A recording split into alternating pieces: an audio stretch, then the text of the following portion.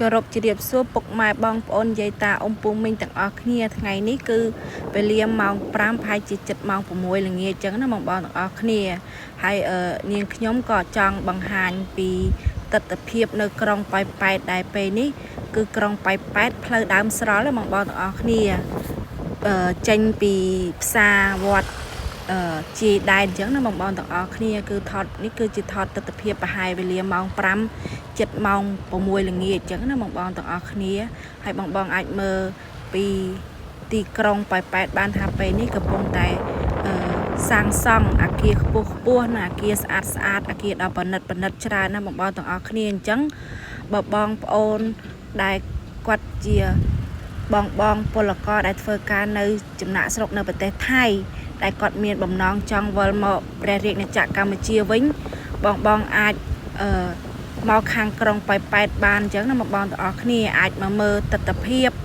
ឬក៏កន្លែងកសាងព្រោះនៅខាងក្រុងប៉ោយប៉ែតនេះគឺកំពុងតែសាងសង់អគារខ្ពស់ណាអគារទំនើបច្រើនកន្លែងណាបងប្អូនទាំងអស់គ្នាអានេះគ្រាន់តែជាមួយផ្នែកណាបងប្អូនទាំងអស់គ្នាដែលបងអូនថតនេះបងចង់រកការងារបងអាចមកក្រុងប៉ោយប៉ែតអាចសួរទំនាក់ទំនងការងារខាងសាងសង់បានបងព្រោះឥឡូវនេះក្រុងប៉ោយប៉ែតគេកំពុងតែសាងសង់អគារដ៏ប្រណិតស្អាតច្រើនមែនទែនបងទាំងអស់គ្នាអញ្ចឹងបងអាចមករកការងារឬក៏អាចសួរតាក់ទងមកខាងការងារសំណង់បានណាបងណាច្រើនមែនទែនបើឲ្យការងារទៅរកយើងគឺរកអត់កើតទេបងតើតែយើងមករកការងារដូចយើងស្វែងរកការងារអញ្ចឹងណាបងគឺខាងក្រុងប៉ោយប៉ែតបងដែលមានជំនាញខាងកសាង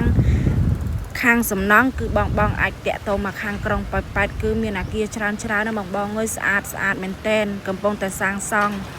ពេលនេះកំពុងតែគេហៅថាអភិវឌ្ឍខ្លួនខ្លាយជាក្រុងដល់ទីក្រុងមួយទីក្រុងគុជអញ្ចឹងណាបងទាំងអស់គ្នាព្រោះតាមដែលស្ថានភាពខ្ញុំមើលទៅគឺស្អាតបងតែ2-3ឆ្នាំទៀតគឺអគារនេះគឺរួចរាល់ហើយបងណា